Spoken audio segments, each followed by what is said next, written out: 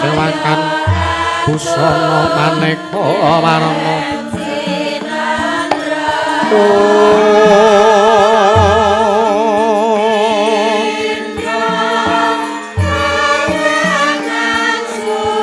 Sepapus piteng udyana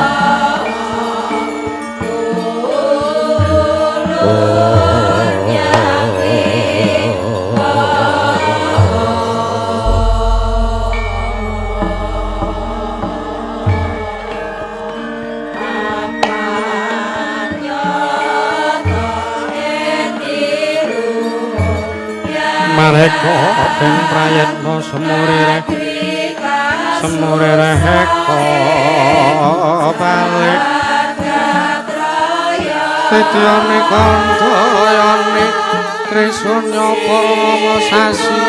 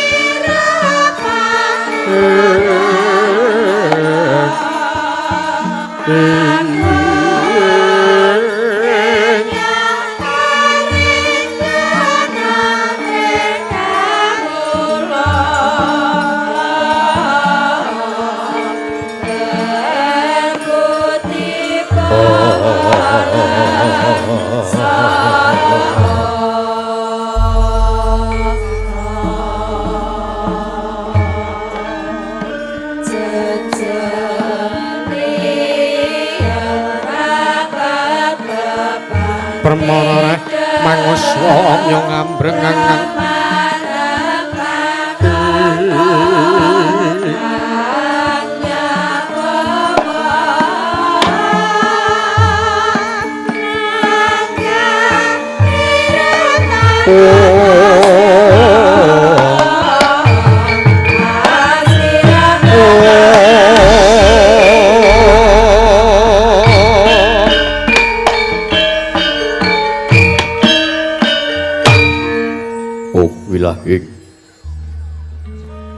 Wilahing awik namastu Purama Sidhek Om awik namastu silat Brik jiwang jagat karana Sirang tandha kawisisaning bisana Sono sinawung langening wilopestu maksih lestantun lambahing Buddha Jinandur tutur katila tula-tulat Raden Paradya winursita ngupama prameng niskara Karantedya tumiying jaman Purwa mangyata kapasananing gebetotan pura rengging pralambang matumpa-tumpa marma panggung sang Purwengkata sekebyar dumadining wayang Purwa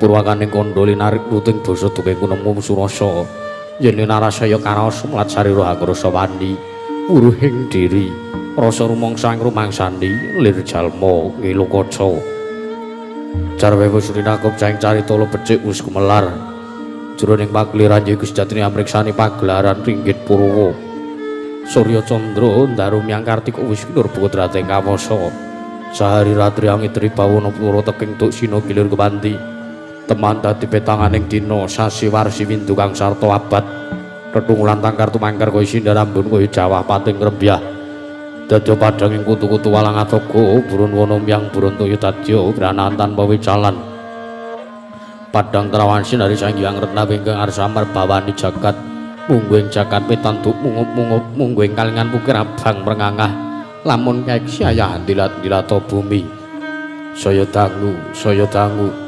sumurup Sang Hyang Pangaraka katon sama blakaran krining abang ismu jenar kaprabawan sinaring Sang Hyang Basanta tanam tuwa katon ijo ruyu-ruyu mangku kuringkang biru moyo-moyo pucuk ing gunung kinemulan ketanu kasiling praban sono lenggat lenggun nganti kaya gunung Makutha Mega tanah wis dangu sleng kawlodasi den luar sangu puy buka karep Tegal Sawahe angluhur silur tanana pedhoti sinambi sendonan sesindenan mikul garu kune anggiring raja kayane sawane ana pirembakan Samara Wangi Sang Hyang Arkasaya dangu saya inggil wis katon mala sinari jagat during keplat papan lor kidul wetan kulon sinari jagat kang samya rebut yada rebut ijo rebut kukuwung pananding mangki sinebat kelampis ireng labet tengahing dusun wonten wit kelampis ingkang cemeng lesipun karang tumaritis minangka werdi panggenan mirah toya sumbergung sendang tlaga dalah pancuran dange beki desa toyane pinara para hanjung mring pasabinan kinarya ngocori pari naratas ilining tirta kinaya pangguyanging sapi tuwin pasebane bebek lan meri tengahing duka karang kadempel wonten wisma jembar minangun joglo pinayu sirap raksasana saka guru raksa Jati Wasesa blandar tengah ngaglah dumadi saking jenglot wali kukun jerambah winaratin tinalasan sela seta pelawanging wisma raksa cendana inep saking raksa pelem tali jiwa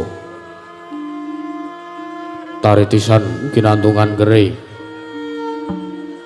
ginambaran Bathara Ismaya lagi anganglang bawana ginelar ginulung anut kabetanira naratas ngrapting pelataran sinebaran pasir samudra sinela wedi pakuja katingal mubyar lamun kasara ting Giwangkara yayah walataga sobeng pegagan banon bata kang kinarya pakring wisma ing ayun sinangkepan regol kinarya cakruk marundan sinangkepan dilah ting jajar-jajar lamun mulat mangayun tinon tebaning pasabinan kapantok uruting Cakrawala katingal Marabawa adeging gunung bebanjengan dasare wis nungkap mangsa panen pandya penari siaglar kaya sesotya binabar kuning gumringin katempuing maruta katon lembak-lembak yayah ombak ing Jaladri mulat mangulon anangge tebaning kebon ingkang tinaneman jamu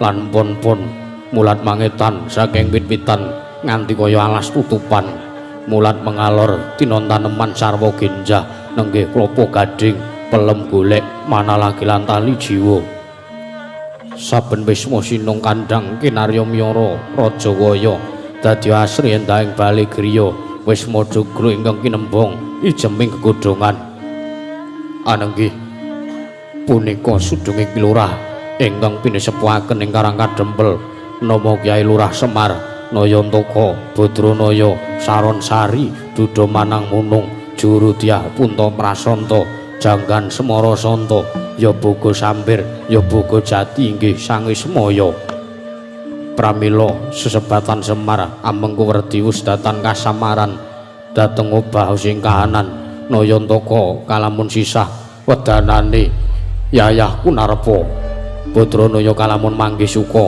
wedanane pindha sasangka sumaret amengku Prabawa Saronsari sak soleh tansah ning semaken Duda Manang Munung wujude sarwa ngewuhake Jurudyan Punta Prasanta amengku werdi dadi pamonging satriya trahing Wita Radya Janggan Semara Santa amengku werdi dadi aran para pitakoni satriya kang ngarsa nglampahi tapa brata Boga Sampir yekti jalma pengawak dewa ya dewa pengawak jalma Bojogati tegese dadya peladi ingkang setya tuhu dhateng sesanggeman Ismaya lire dadya pangijo pantai Hyang Ismaya wis kasusra nadyan derajat ing aceplik pangik serbat pamong agung inggih talining jagat agenging pangaribawa ngantos binasaken ngreksaka gigire mencorong bun-bunane nadyan kenging pinidak pewayangane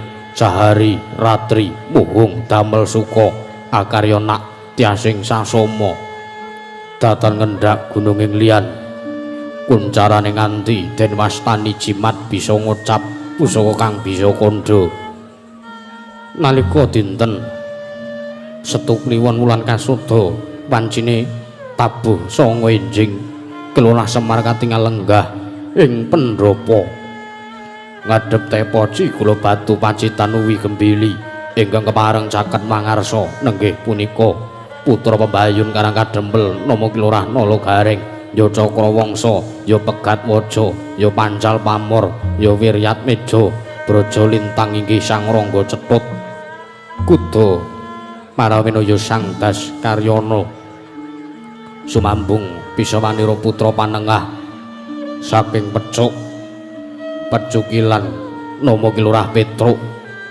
Ronggung Jiwan Jengglong Jaya Kanrong Bolong Tong-tong Sot Dawala inggih sinebat Sura Gendera kasampeting muntat tuhu Sang Parujung lampe sireng nenggih Kilurah Bagong ya Sang Bawor ya Kacepot sawetawis dina lelenggahan nanging dereng wonten ingkang ngunandika kedadak wonten Ganda Arum nyerambahi Wisma punika sasmita praptane Sangya para Pandhawa kadhiraken dening Nata Ndorowati Sang Prabu Sri Bathara Kresna daya-daya para kawan samya mapak rawuhira ingkang bandara mangkono tanggaping semu Sang Badranaya ingkang dereng kababaring lisan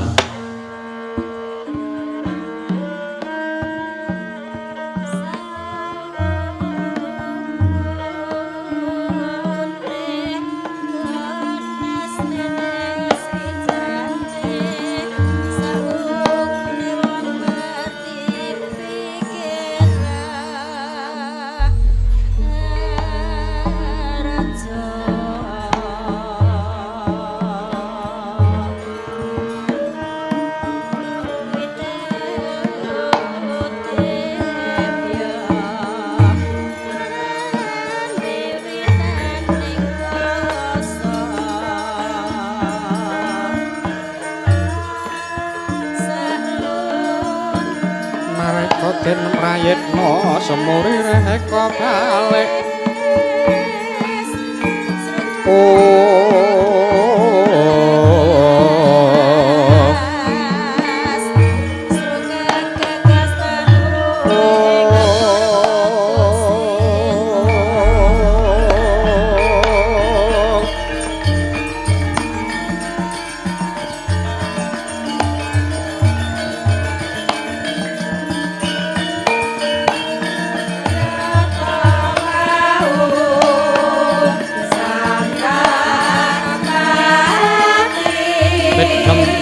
tentang nono panai malah ngalisit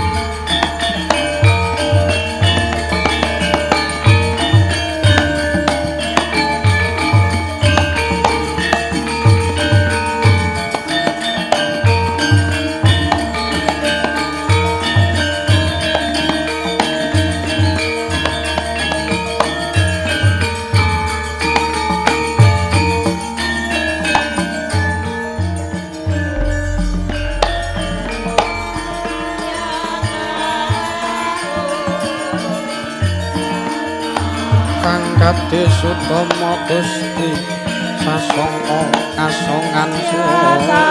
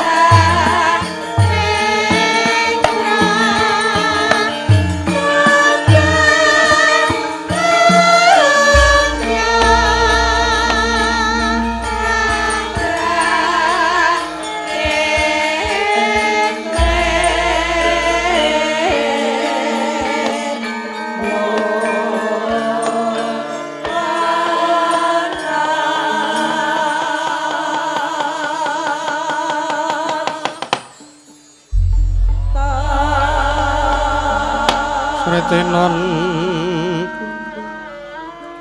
ning pasewakan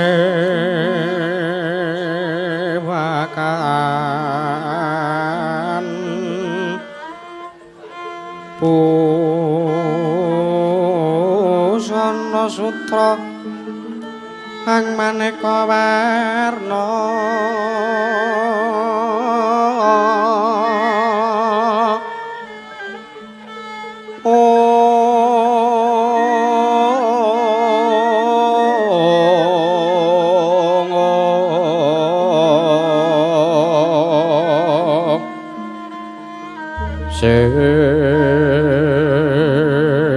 Sepak puspiteng udyana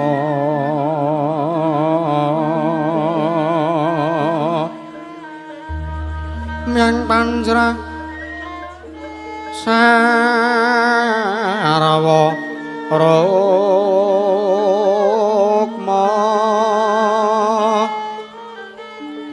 renggeng manik Narawata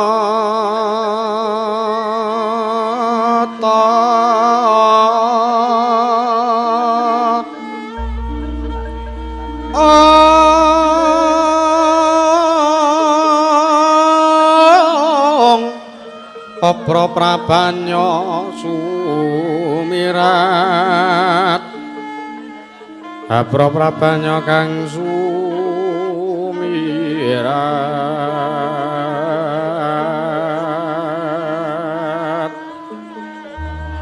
Nyareng tetsa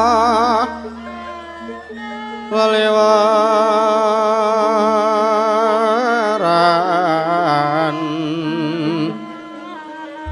ler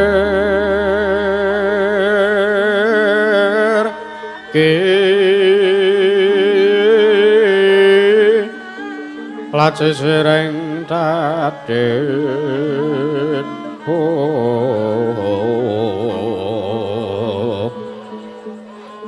wimbo kekondo amre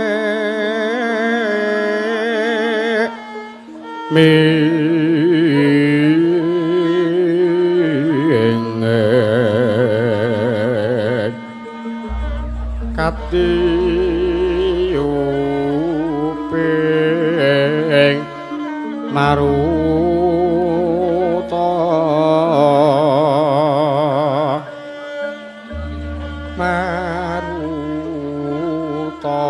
mando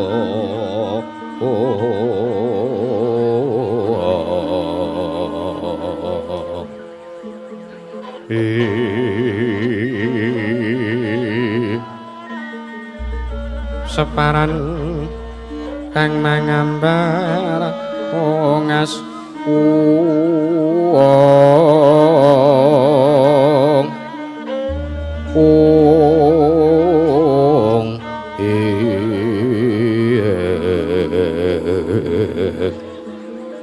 Mel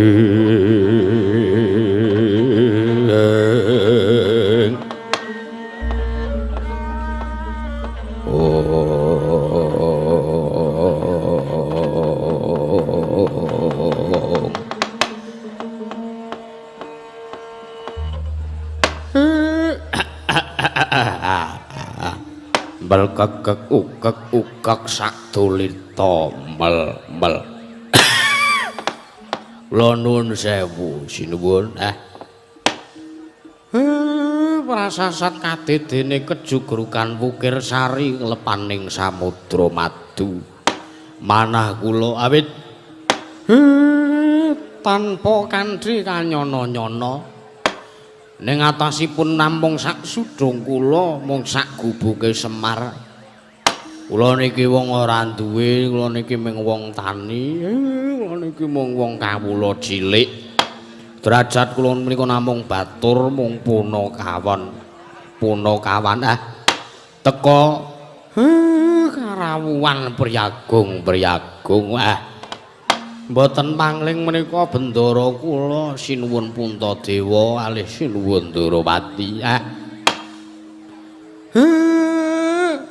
sakrawuh sengandika kula ngaturaken wilujeng Gus rawuh panjenengan sinuwun Puntadewa Niwang Agung muga tansah ngayomi mring kayuwanane Kakang Semar sak kula warga lan kawula ingkang kadempel ya Kakang Nayantaka kaget rasaku nanging gawe bombong lan gawe pengarem-arem jroning penggali Puntadewa dene praptaku ana ingkang kadempel Kakang Semar ngaturake pambagya raharja ya Kakang wis slamet sawane Puntadewa ning karang kadempel ana ngersaning Kakang Nayantaka ora ana alangan sewiji apa ya mung Puntadewa ngaturake salam taklimku muga tansah kunjuk ana ngersaning Kakang Badranaya nggih kula tampi karya bombong rasing penggalih mboten langkung kula ngaturaken sembah pangabekti kula kunjuk marang ngersa jengandika sinuwun Puntadewa sinuwun yo Kakang Semar ndak tampa tiba sepadha-padha mboten langkung dipun prayogaken anggen jengandika lenggah yo kaya wis ora kurang kepenak Kakang Badranaya menika sinuwun Ndarawati ugi rawuh mriki kula ngaturaken sembah lan wilujeng rawuh jengandika sinuwun jagat pangestu kono wayah para jagat iya Kakang Nayantaka prayoga praptaku ning karang kadempel dina iki ora ana alangan sewiji apa ternyatane praptaku ning karang kadempel iki pancen dikanthi dening Yayi Prabu Puntadewa Yayi Aji Darmakusuma ing Ngamarta rikala semana aku ditimbali supaya nyaket ana ngersane Yayi Prabu Puntadewa tumuli aku banjur dikanthi sowan ana ngersaning Kakang Badranaya Kakang Semar nggih bakti kula kunjuk sinuwun tak tampa tiba sepadha-padha nggih dipun prayogaken anggenipun lenggah iya kaya wis ora kurang prayoga menika kadedene Ndara Werkudara rawuh mriki gagah piteksa gedhe dhuwur godhek mok simbar jaja sarawuh ngandika kula ngaturaken bekti kula kunjuk Den Ndara Werkudara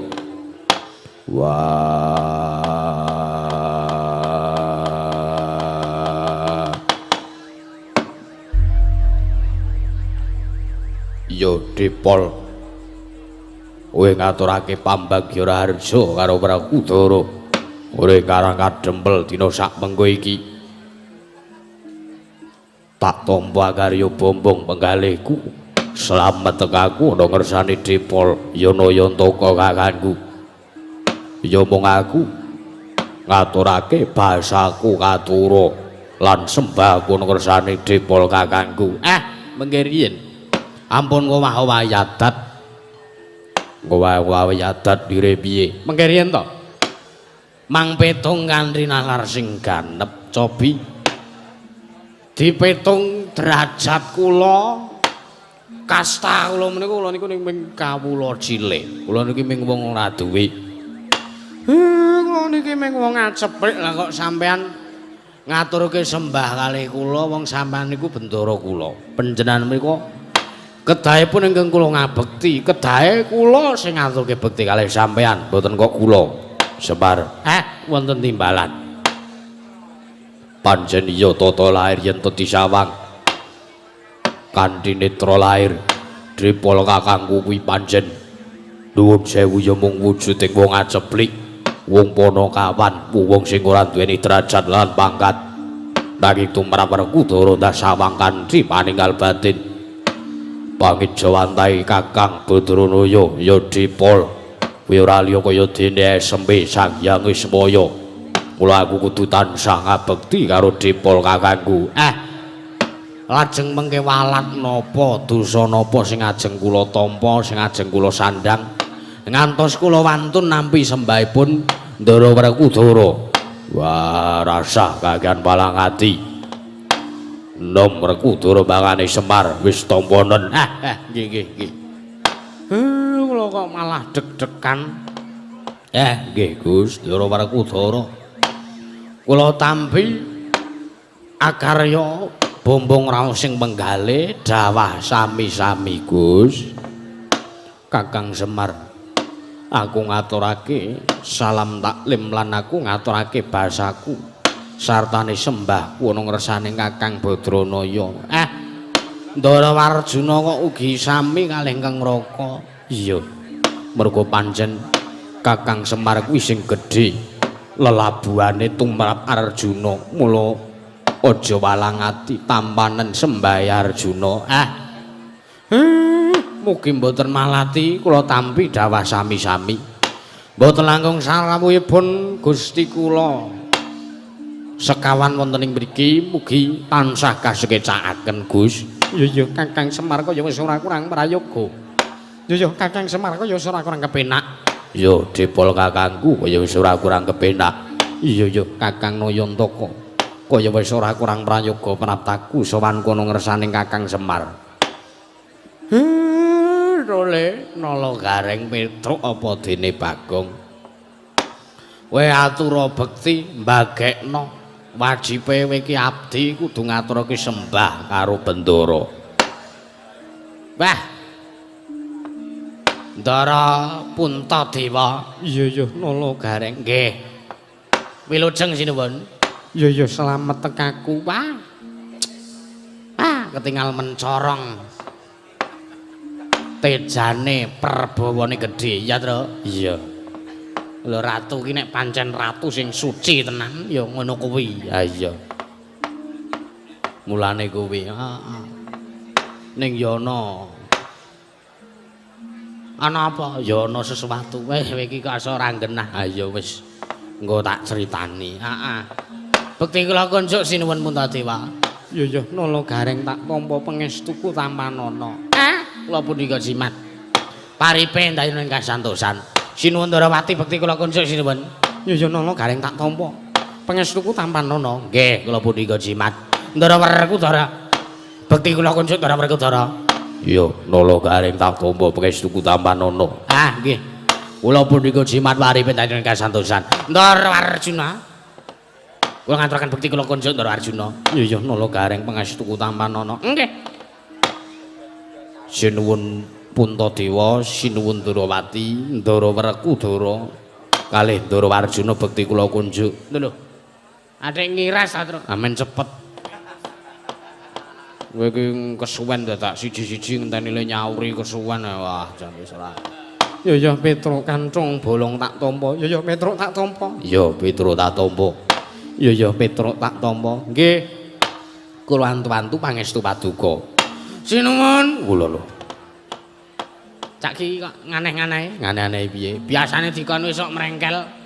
Gong ngaturke bekti. Nggawa apa-apa ngono sik apa ora? Nggawa gula teh apa ora? Nggawa cangkingan apa ora? Lah iki urung dikon kok wis muni. Aja ngono, Reng. Adewe iki ngeyup kamukten ana ngersane sing Puntadewa. awake dhewe iki urip ana ing bumi Ngamarta. Awake dhewe iki wis mangan 8 wektu ana ing negara Ngamarta. Awake dhewe mulane kudu bersyukur. Aja njur kaya ngono kuwi, eling wong urip tanpa pawitan. Iya. Dagang tuna andum bathi. Nek bathine sapa sing didum, ning nek tuna sing dibakul apa? Wong urip tanpa pawitan ora njaluk, ora njilih, mung sadrema nglakoni. Ha iya. Mulane nek aku etel wae ambok lelakon uripku arep kepiye wae, ambok uripku kere, ora ndek apa-apa, sing penting duwite, sing penting bahagia. Ha iya. Mergo kunci wong urip bahagia ki mung siji. Apa? Tampanen uripmu sak derma kowe nglakoni urip, insyaallah kowe sehat terus. Rezekimu kecukupan, arep kowe ra kerja, kowe mung pengangguran, nek kowe tansah ndedonga, tansah sumuyat ana ngersaning Gusti Kang Akarya jagat, kowe mesti tansah pinaringan berkah lancar barokah sehat walafiat. Ngono kuwi. Ha iya. Ning aja lali ngibadahe. Ha iya. Ngibadah ki ya ora mung trima salat. Salat kuwi genah utama, ora kena ditinggalke. Ha iya. Ngibadah kuwi meliputi siji sedekah. Iya. Loro maca Quran lan sak liya-liyane. Ha iya. Mulane Kang Saka kuwi wis iku ora tak teruske mengko ndak dadi pengajian. Ha iya. Sinuwun Puntadewa bekti kula konjuk sinuwun. Iya iya. Ponokawan Bagong jangkep nggonmu matur. Jangkep. Ya tak tampa pangestuku tampanana. Nggih kula pundhika jimat. Ya Bagong tak tampa. Mengke riyen kula dereng matur. Oh iya lali aku. Wah edan. Sinuwun Darawati bekti kula konjuk. Ya Bagong tak tampa pangestuku tampanana. Nggih kula pundhika jimat. Ya Bagong Engko sik. wah. Kok urung-urung kok wis arep menehi pangestu para. Bekti kula konjuk Darawarku Dara. Ya tak tampa pangestuku tampanana. Nggih, kula pundhika jimat.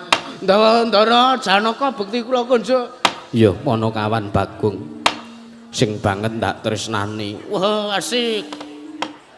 Tak tampa pangestuku tampanana. Nggih, kula tampi amplope. Bagong, Nun, aja disebutke ana kene. Aku isin dirungokke piyayi akeh. mboten napa-napa. Sing nggon amplop pun kula tampi kantun sing transferane dereng. Kowe iki ra ngisin-isinke ngono kuwi to, Gong kowe nampa apa? Ya wis ana. Bisnis. Iya. Ya ngono kuwi wong ki nek bersyukur menjalani hidup, rezeki iki sing jeneng rezeki iki sangkan pananing dumadi. Ha iya. Ora kanthi kanyono-nyono, wong ki nek bersyukur mesti teka dhewe. Ha iya. Ora usah kowe njaluk-njaluk ning pinggir dalan, nyuwun Pak, Bu, Mas, Mbak, Dik. Wah, ora jalan ngono kuwi. Ha iya. Malah ora ndadekke berkah. Ha iya.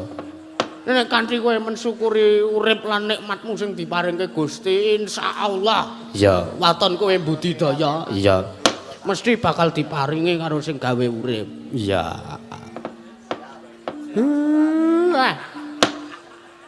Nyuwun sewu sinuwun. Sasampunipun kula nampi rawuh jengandika.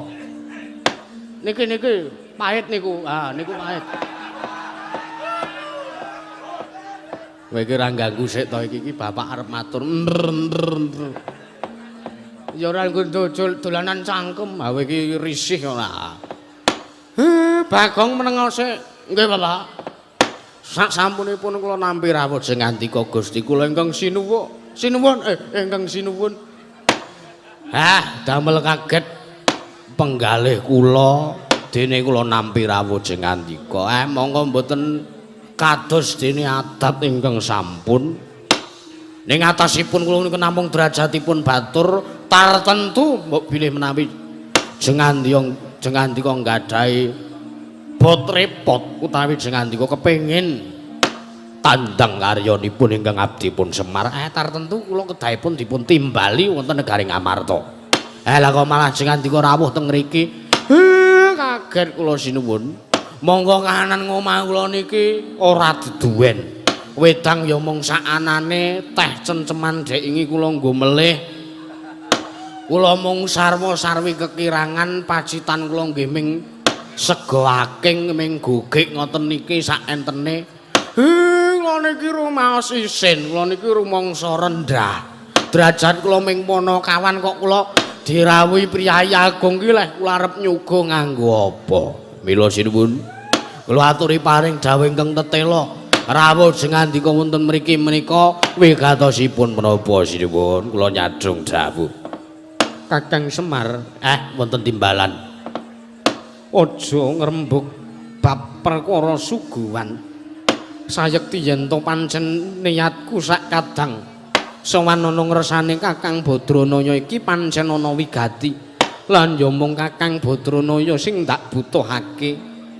Lan anggonku sowan ana ngresane Kakang Badranaya iki diesemi dening Kakang Nayantaka Puntadewa sak kadang wis rumangsa seneng aja meneh kok disuguhi panganan unjukan lan sak piturute ngibarate wong sing seger sing tanpa ngombe wareg sing tanpa mangan yen to sowan ana ngersaning Kakang Nayantaka iki tansah nyenengake penggalih kuwi wae wis cukup kanggo Puntadewa sak kadang Kakang.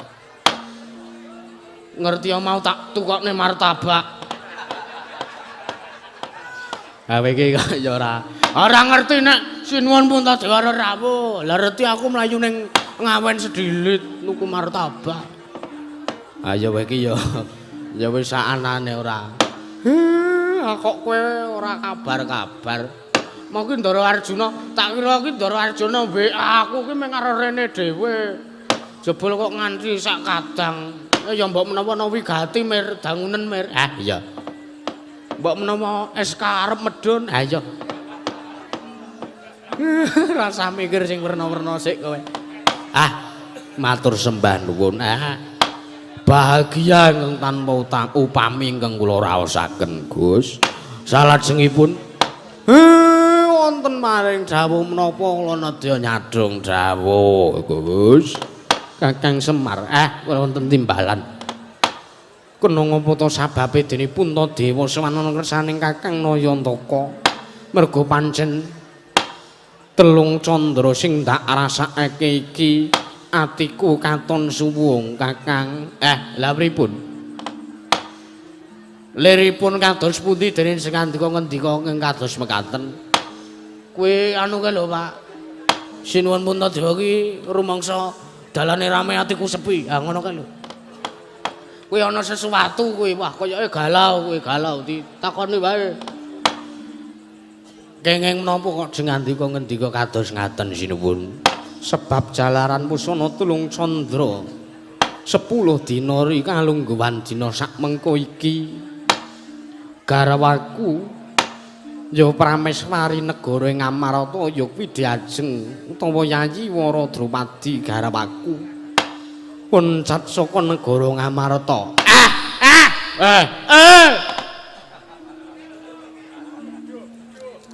Kidung apa to ki? Sampean kaget aku ya melu kaget ora. Senengane kok ora ngrebeki wae ora. Gusti Ayu Wara Drupadi oncat saking negari Ngamarta. Iya. Lah teng pundi lungane? Yen to aku ngerti lungane mesti wae aku ora rene. No wong kok ya mbok ya mikir, heeh Semar ki goblok. Wis cetha takon rene ki sambat ora dingerteni lungane Gusti Ayu Drupadi nang ngendi kok isih takon lah lungane nang ngendi? Lah mbah. Lah ngerti lungane nang ngendi? Ya ora rene, mesti langsung digoleki, dituju, dijemput kanthi mobil Alphard. Semar ki sok neka-neka wae ora. Lah larah-larahe kepripun kok saged mekaten? Ya mung rikala semana. Nalikane tabuh wanci 8 bengi bareng isak. Aku lan Yayi Wara Drupadi lelungguhan ana ing taman keputren negara Ngamarta kedadak Yayi Wara Drupadi kepengin becikake sarira nguyuh. Iya. Dadak dibasake becike sarira. Nguyuh ngono wae wis. Ayo iki ratu iki ya basane kudu ditata. Dumadakan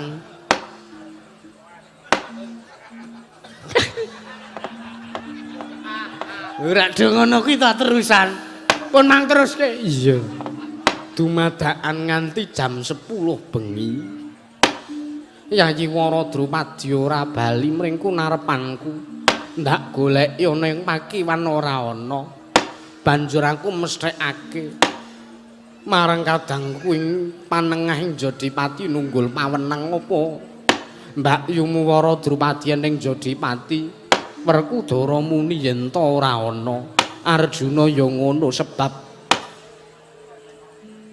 kuwatiring manahe Puntadewa yen to ngasi mengko Yayi Wara Drupadi dicidra dening Arjuna. Wong kok senengane sok ngarwara. Wong kene iki lagi karo Sembadra kok dituduh sing ora-ora. Ya mung pun Kakang Subriya wae Arjuna. Mboten Koko Prabu mboten dados menapa. Banjur ndak pesthekake Yayi Wara Drupadi ilang tanpa dimangerteni menyang endi kalungguhane lan lungane Yayi Wara Drupadi tumulyaku ngrawuhake Koko Prabu Sri Bathara Kresna ndak aturi rawuh ndak suwuni priksana ngendi lungane Yayi Wara Drupadi wis ningali kaca paesan uga nanging Kakang Nayantaka uruhananira ora dimangerteni uga lungane Yayi Wara Drupadi. Yayi Wara Drupadi kaya dene ketutupan mega peteng leliwengan ora bisa dimangerteni ana ngendi dununge.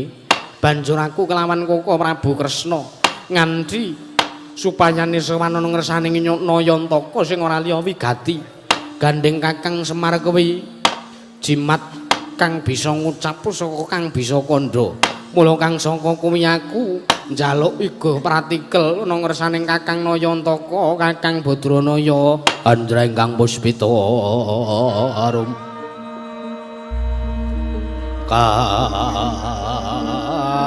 kasilering samirana mri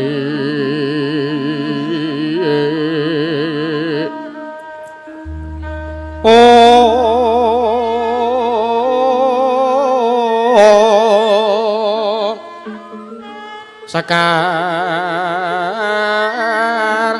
kadung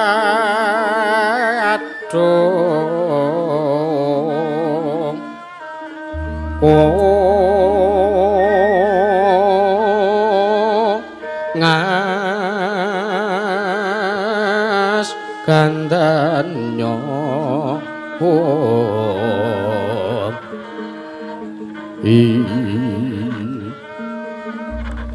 mawerana sretnaning driya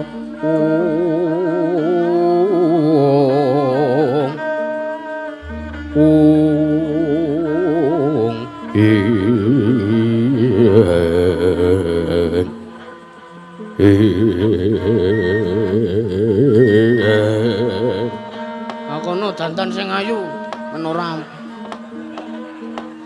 menku penonton do seneng do ngrasani sindene nom kabeh.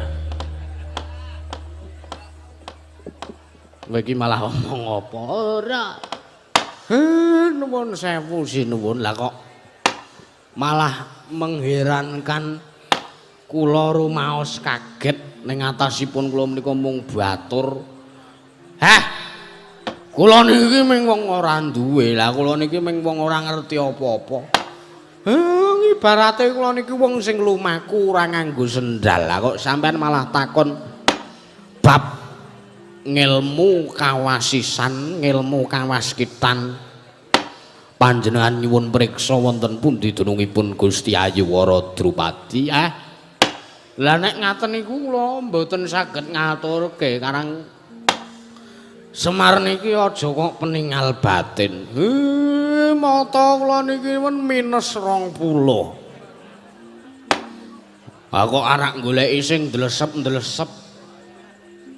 Monggo mboten dipun mangertosi tindakipun Gusti Ayiwara Drupadi nyatane kondhanging jagat nyebutake yen to Kakang Nayantaka kuwi titising Sang Hyang Bathara Ismaya mesti wae bisa ngerti sadurunging winarah lan uga Kakang Semar kuwi dikondhangake jimat kang bisa ngucap pusaka kang bisa kandha mesti wae uga bisa mangerteni ana ngendi kalungguhane Yayi Wara Drupadi pancen bener mangkono Kakang Badranaya rikala semana Yayi Prabu Puntadewa ngandhi kelawan aku nata Ndrawati supayane sopan urusaning Kakang Semar sing ora liya wigati praptane Yayi Puntadewa nang ngersaning Kakang Semar kuwi ya mung merga pamrayagaku pamrayogane nata Ndrawati supayane nyuwun priksa marang ngersaning Kakang Badranaya gandeng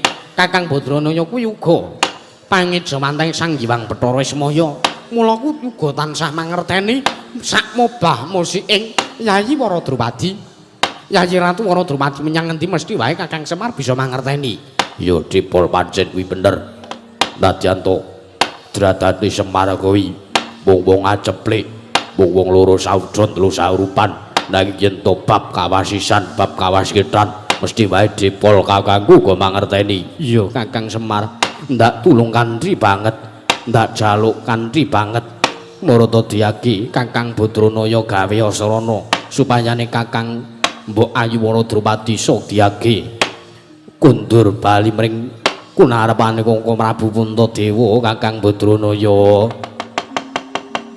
sigra kang bala tumingal warang campur sanyong dali lerot madet wilateng kota danyangkung mangun jang niti menjang sangat cemicil ladin nyong daliwus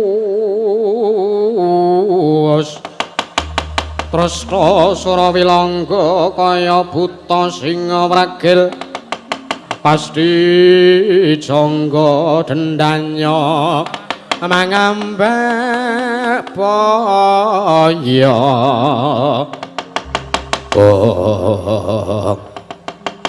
arep didem permanem datanana sabawane banek walang alisik nalika semono ron-ronan datan mubah samirana datan lumambah awit kaperbawan Sang Kilurah Semar Badranaya ingkang lagya pucek penggalihnya sanalika ndadosaken kanyut kang pinangka wardi kanyut ujare wong Minang wardi ujaring wong akecoh Minang durung abang kecoh durung tumetesing bantala kasaru gedhasaring mertala biang arsa tangkeping mriku maseban bono amo apa to kang dadi darunane ora ana macan apa dene gajah kang medhun ingkang bedal saka kebon binatang kejawa mung rawing nalendra saka tlatah sabrang galea kaya bareng nanggap karo kaget kang samya mulat mangko mbahe para kawula kanca nedaya jak jaluk dalan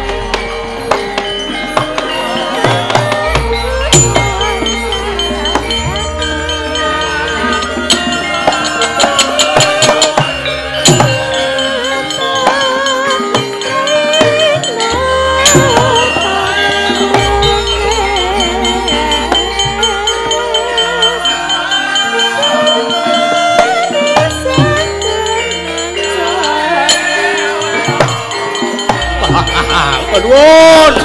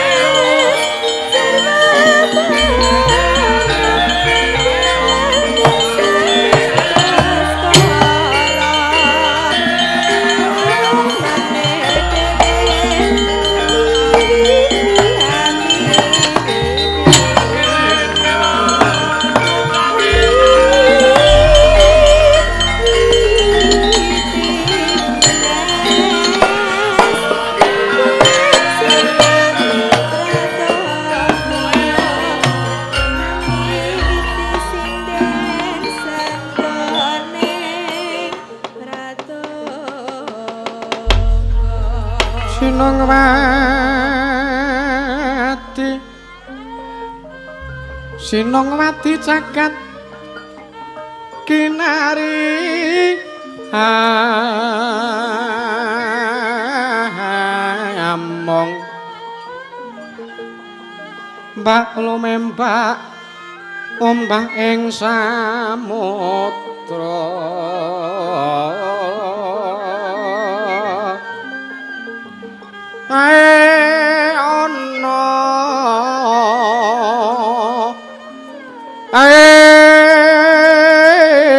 ana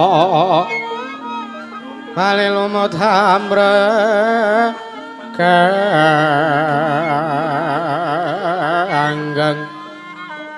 awit to denjeng-denjengan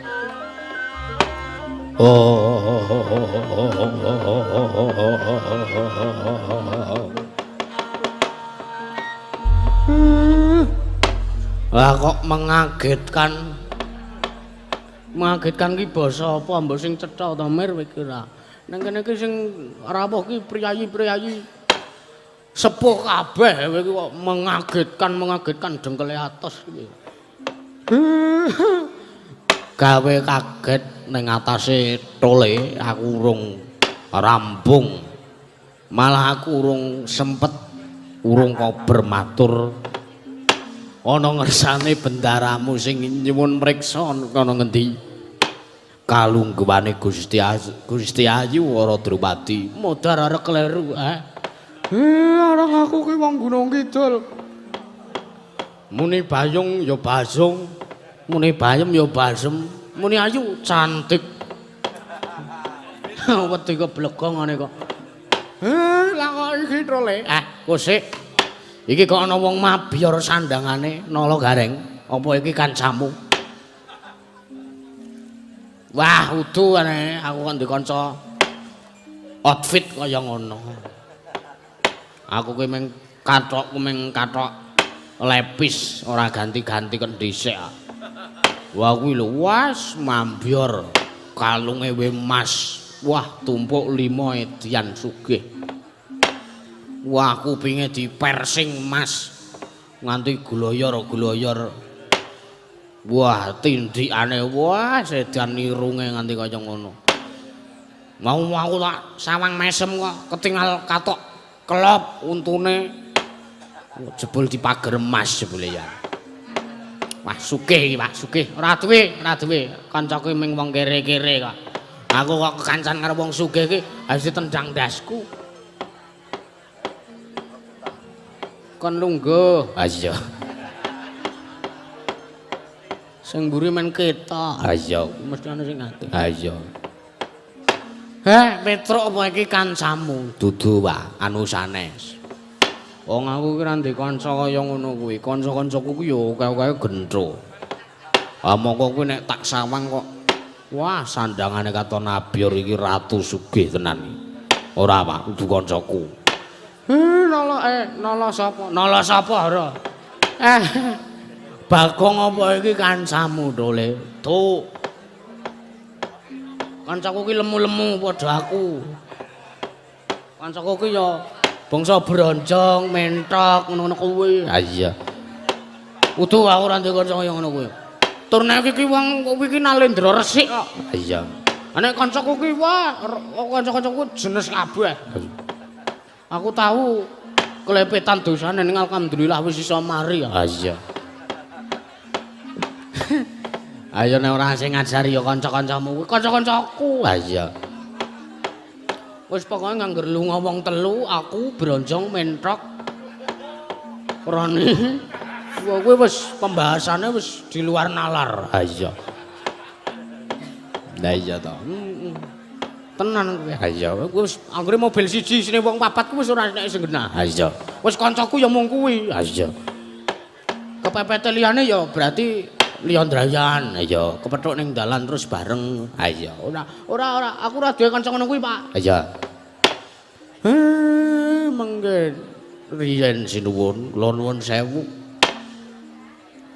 katingal datan mobah datan musik kunarepan jeng andika kisanak menawi kula tingali saking busana panjenengan menika Nalendra. Kula nuwun sewu panjenengan menika Nalendra saking pundi? Sinten jejulukipun? Lan kula nyuwun pangapunten sampun kinenten kula menika wanuh yekti saweg sepisan kula menika wanuh tumambuh marang kersa jengandika.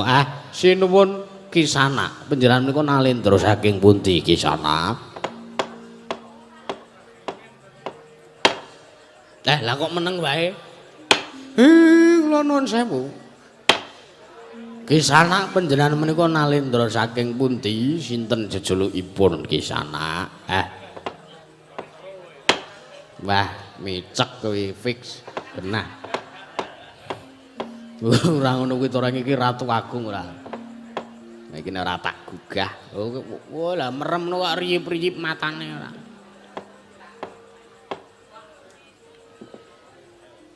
Edan.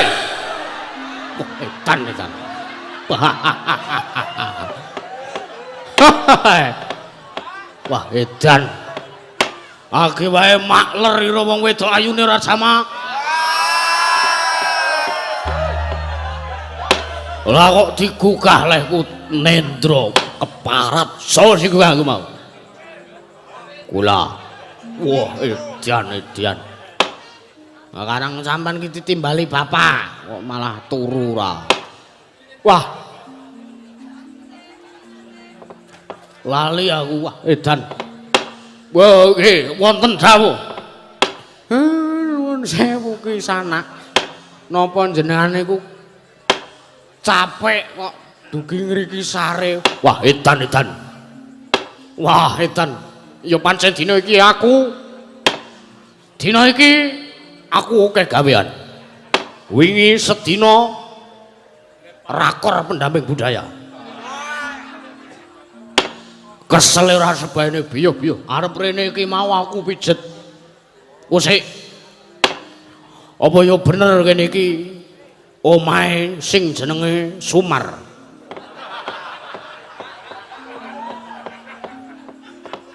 Mengkeri nek sampean madosi Sumar teng mriki ya mboten nonton.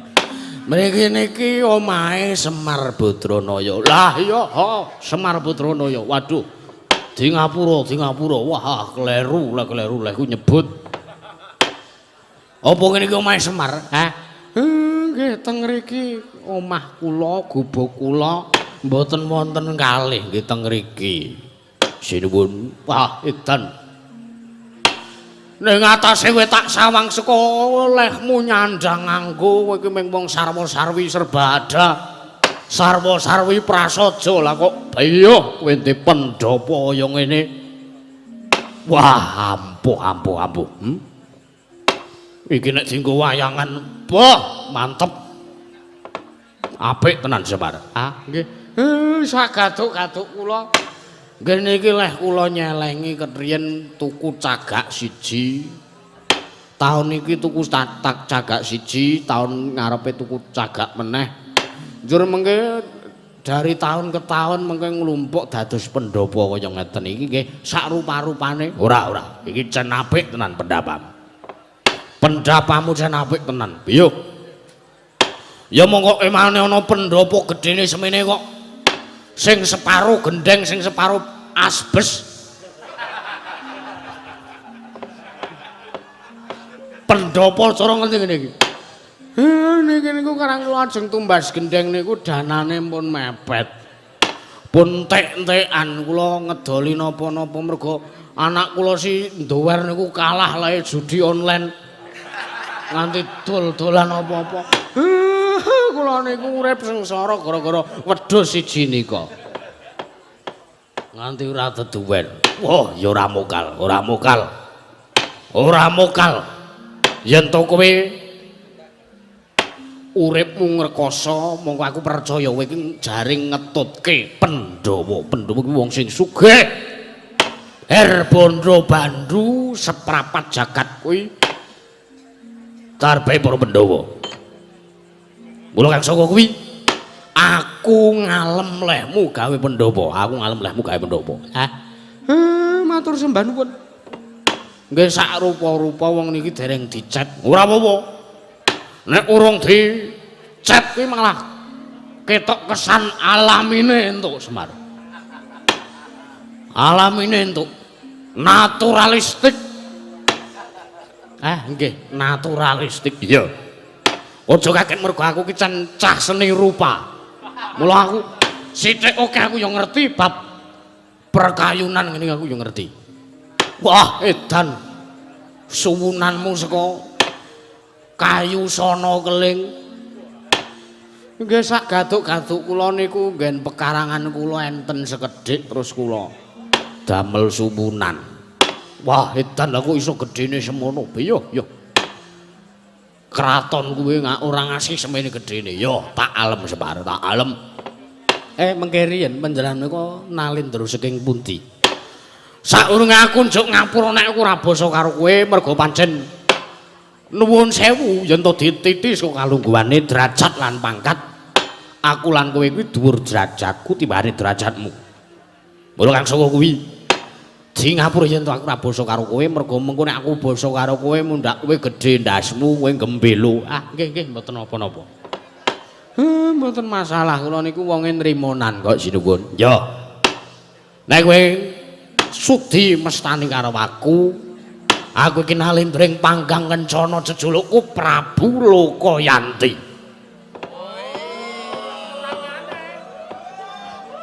Sinten?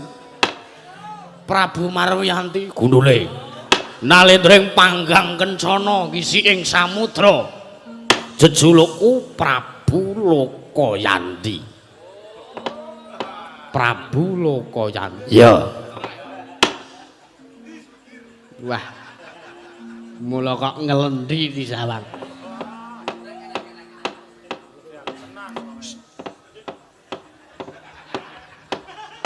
Kaget aku wah jane ora jenenge kok Yanti. Wah ya ora mokal. Yanti ku sing ngetutke aku kae. Iya wis. Kowe menengah. Kowe bengi iki dikawal. Heeh. Asem aku wingi tanggal 30 diawasi bojoku kowe.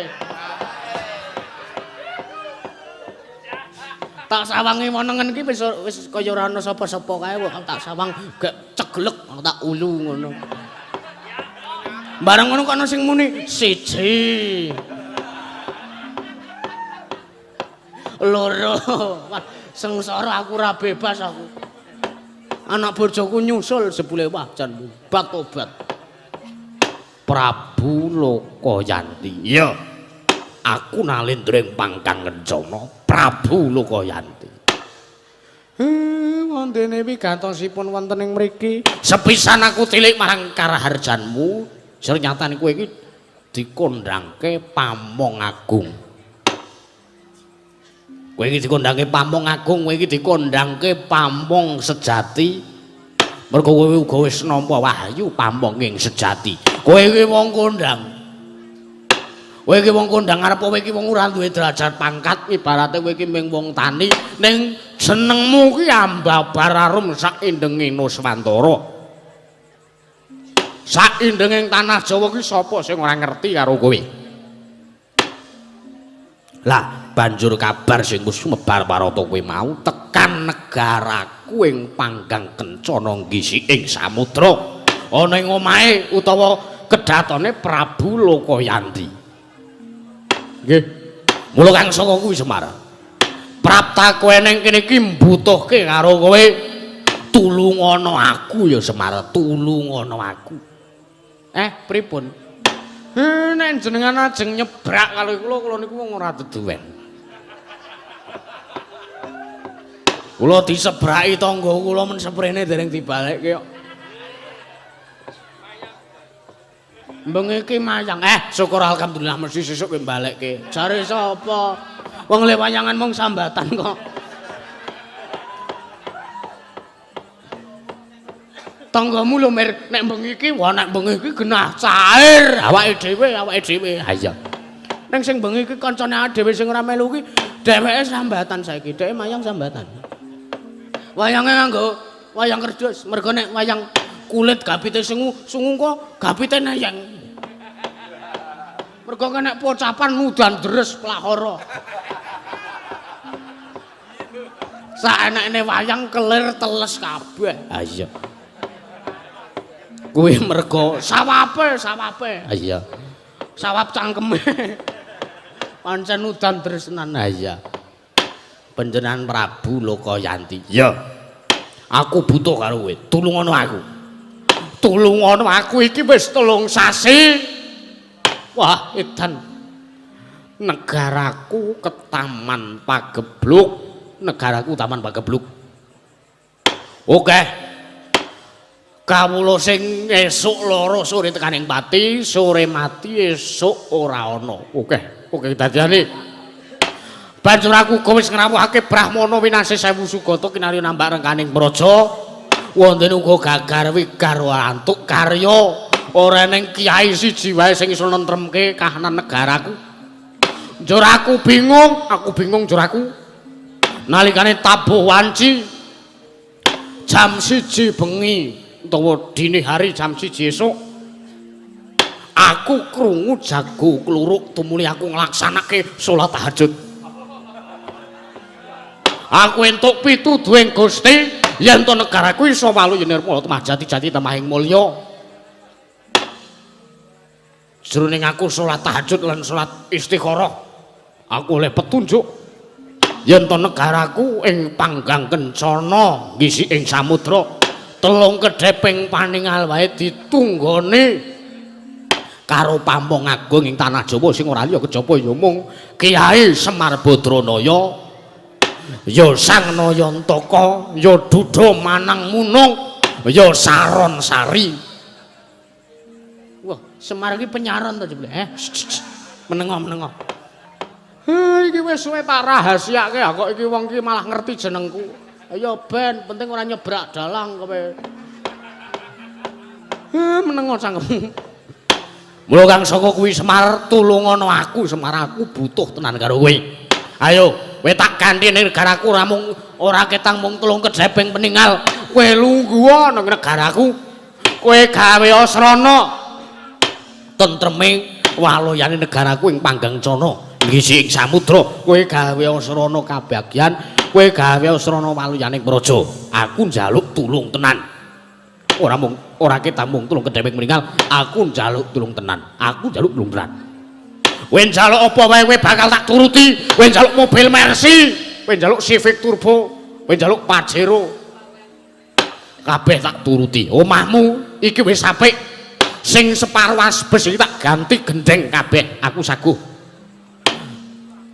kasembatan nek kowe gelem tak boyong negaraku ora ketang mung tulung kedheping meninggal anakmu 3 kuwi tukoke mobil dhewe-dhewe tukoke sapi dhewe-dhewe men ngingu sapi ingon-ingon Rajakaya kabeh men ngrembaka anakmu sing duwe usaha apa matur karo aku waton kowe gelem tak boyong ning negaraku gawe srana dadi srana wali ning praja ning panggang kencana kowe bakal tak wenehi apa wae sing pok gelem utawa sing pok bingini mesti bakal kasempatan saka ngersane Prabu Lokayanti. Ngono Semar. Nggih. Ning yen kowe ora gelem tak boyong, kowe ora gelem tak boyong ning negaraku sing gedhe pangapuramu, paripeksa aku kudu ngrusui karo kowe, kowe kudu tak jodak kewajiban mulyane, kowe kudu tak boyong ning negaraku. Sekarang juga wis kuwi aturku akeh luputku njaluk ngapura. Assalamualaikum. Nggih. Matur nuwun. Saderengipun ngaturaken kasugengan rawuh jengandika Gusti kula kenging sinuwun Prabu Lokayanti. Ya. Salajengipun sugeng rawuh wonten ing gubuk kula nggih kaya ngeten iki gubuke Semar. Sarwa-sarwi kekirangan sak wontene. Ora apa-apa, aku malah seneng omah kaya ngene iki. Wesik kae kok ana kamar lawange pirang-pirang. Niki niku karang kula niku caket kalian tempat wisata. Dados saking pemerintah ingkang ngawontenaken tempat wisata Dharma Wisata niku kula wau. Dawuh kalian kula kapure griya kula menika dipun dadosaken homestay kagem para wisatawan turis-turis ingkang nedya Dharma wisata wonten ing tempat wisata Cerak Griya kula niki kapurih nginep wonten ngriki. Ngono Semar. Ah nggih. Mila saking menika kula matur sembah nuwun awit rawuh jengandika Gusti kula ingkang sinuwun Prabu Lokayanti salajengipun menawi jengandika nanjehaken bab Probya wonten ing wilayah Gunung Kidul mriki menika sampun kula padha mboten wonten kula bedak-bedake. Mir. Ngopo lho Le? Iki arep iki kudu wong arep nanggap. Lah mung arep kepiye? Kowe iki dijak ning negarane Prabu Lokayanti, kowe dikon gawe srana waluyaning praja ning Panggang Kencana nggih ing samudra. Mergo ke Taman Pagebluk ora kok arep nanggap wujudmu ki ora. Aduh, apa-apa ono sing gelem nanggap wayanganmu, wong wayanganmu kuwi saru-saru. Ayo. Muni ya kowe. Tak kira ki takon rega kok Dole. Ora, kuwi ora mboyong kowe. Ora. Nuwun sewu.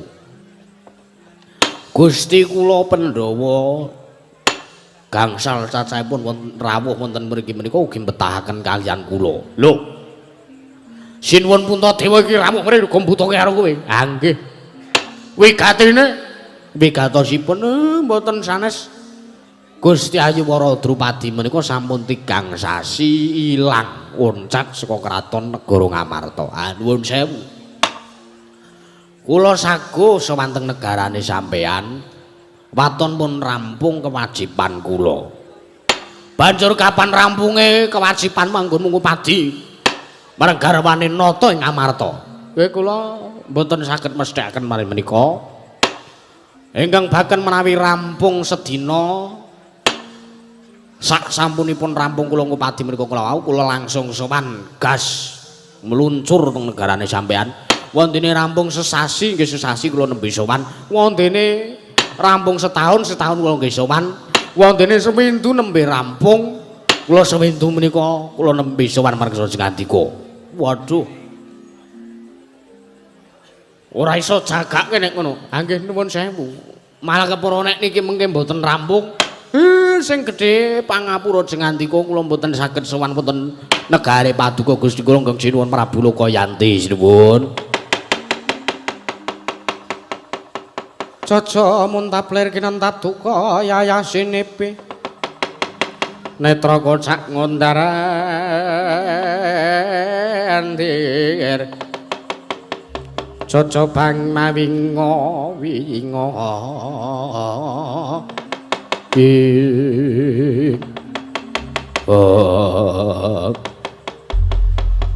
wah gawe gelaning atiku ucapmu jawabmu kang kaya mangkono Semar. Yo.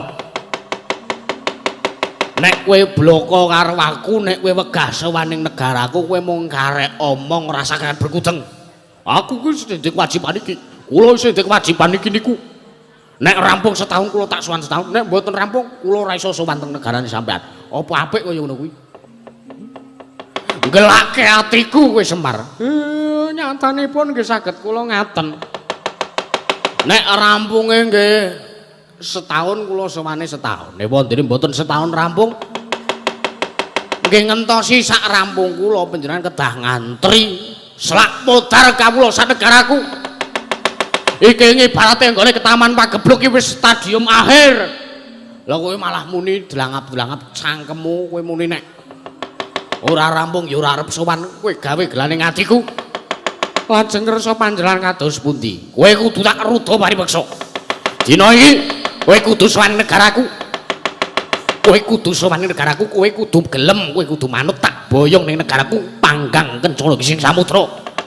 Nek kowe ora gelem tak rudha paripeksa, kawula sak karakat demlak bumi angus.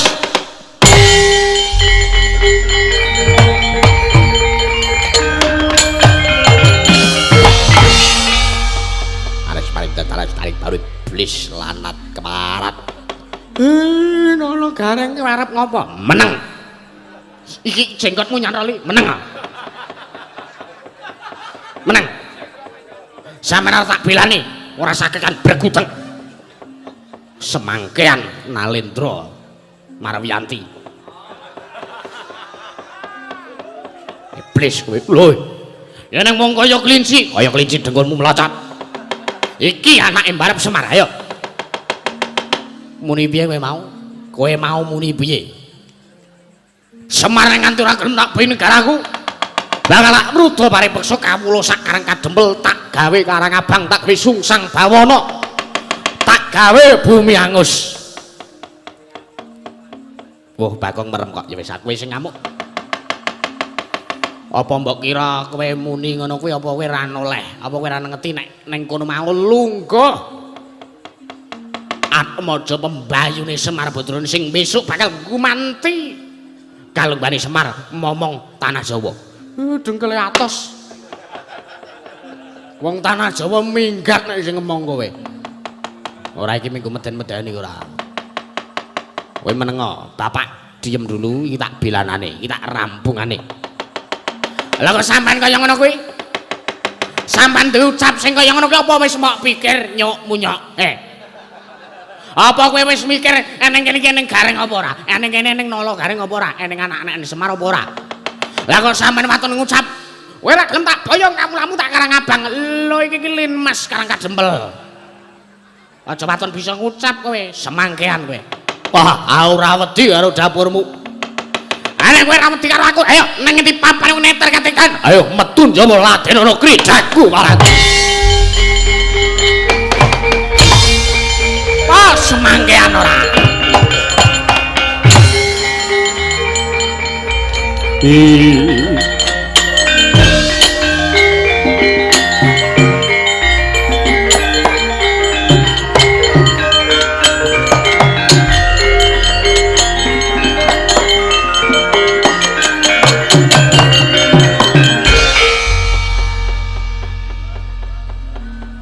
Gareng-gareng nanti Pak.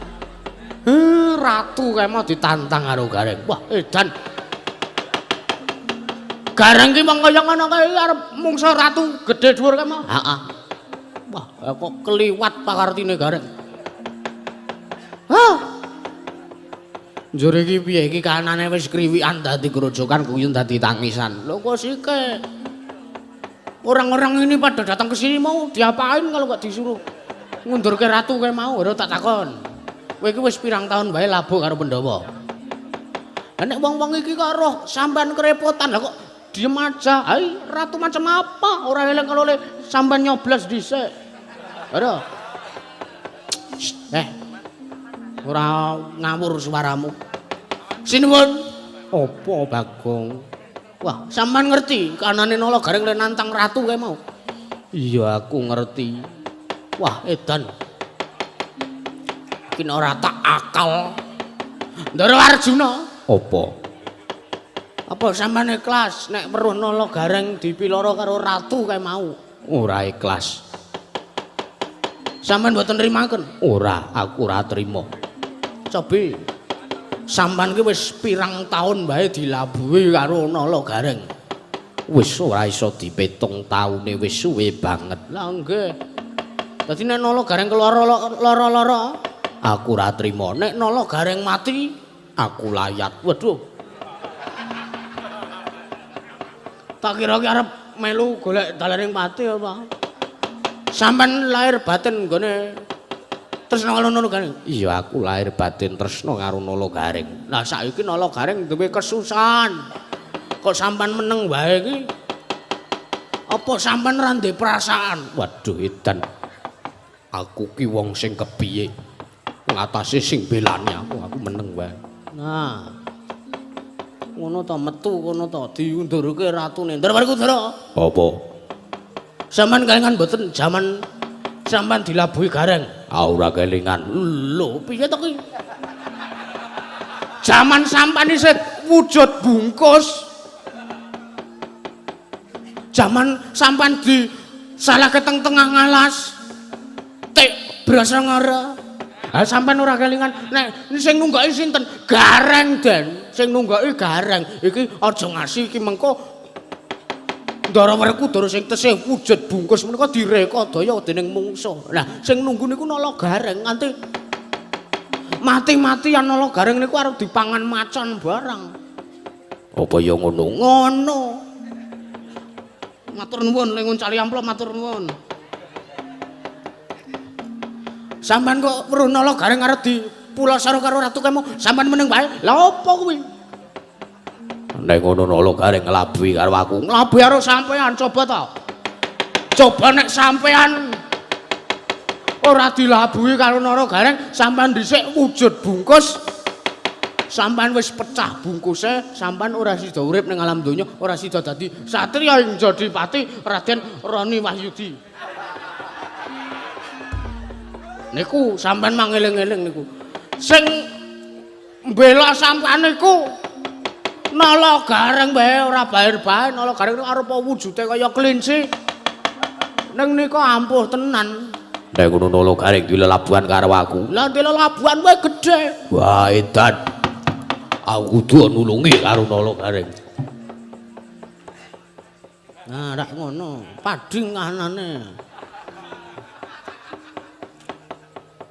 Saman dilabuhi napa nala gareng?